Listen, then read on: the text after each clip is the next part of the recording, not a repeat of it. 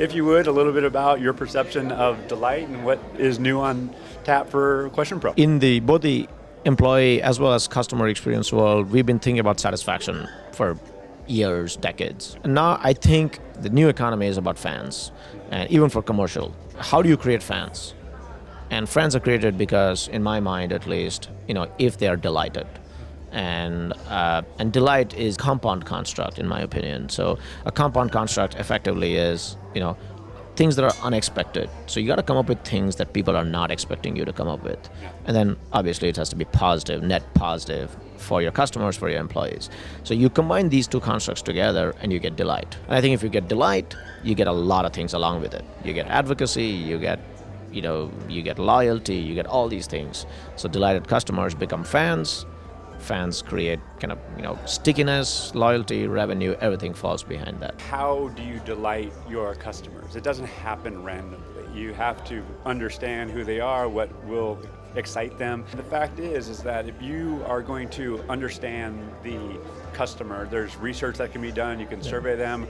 You talk about digital focus groups now. You have a whole suite of services to better understand your customer, both current and the future. Can you speak to that? So the first part is understanding your customers at a deep level, at a segment level, not just across the board. I'll give you a quick example, right? I have 2 young kids. So we went and checked into a hotel. It was near the Taj Mahal, nice hotel.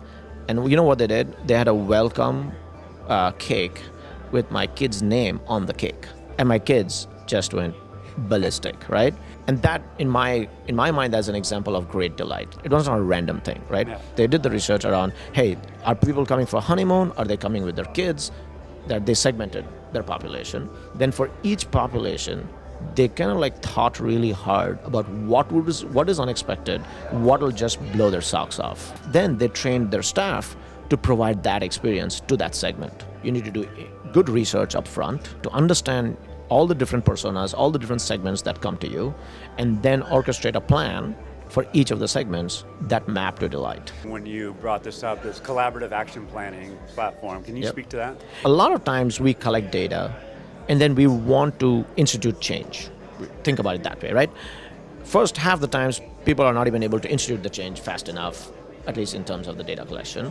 When you want to institute change, you gotta involve everybody in that change.